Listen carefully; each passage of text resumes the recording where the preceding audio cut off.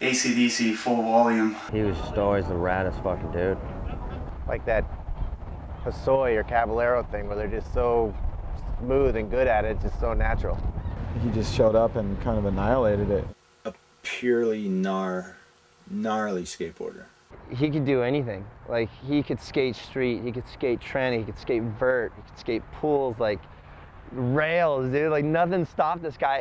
The lean at the arc ramp that Lance shot, where he's just kind of like up and looking over that way, that was just like, that's Phil's style right there. Just so casual and clean and huge. What I remember is us always trying to corrupt Phil and him being straight and narrow and just laughing at us for being hammered, whatever. He was just, he would hang with anybody and loved us all, but at least for a while kept the straight and narrow, didn't really party at all. Long hair, laid back grinds.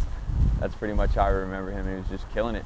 Phil always had this thing where he was really gnarly, but he was really smooth and like collective at the same time. First night I think is obviously back when 80 over the Santa Rosa Pyramid, because at that time, that was one of the first parks I ever went to, and that's when I first started skating.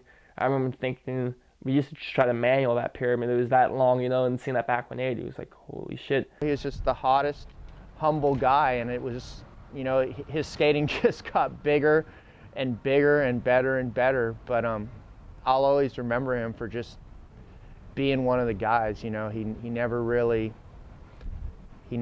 got caught up in anything at all. The Miley shot, I mean, that right there, that sort of fucking solidified the fact that he is one of the greatest skaters of all time, you know, at least, you know, my generation, our generation.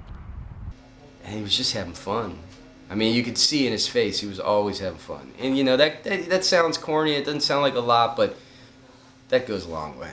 He was like Christian and Gons. He was like, he never overdid it. He had the smoothest push.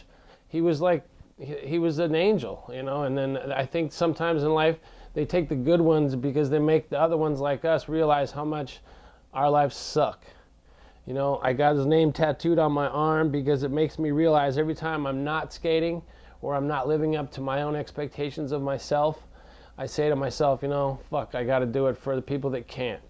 Phil was one of the people that turned me on to fucking things that, you know, he's a special person, and I fucking, you know, I love him and I miss him, and every day I think about him. And now that 10 years, that last 10 years of my life has been the most burliest 10 years of my life. I don't think anybody, and I'm not bragging about it, but I'm saying that put a fucking hit on me that was like fucking wow, you know, and just fucking hit me that I couldn't, you know, I couldn't bring him back.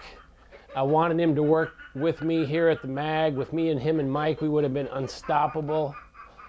And it's just, it's like I said, you know, only the good die young, and I miss him.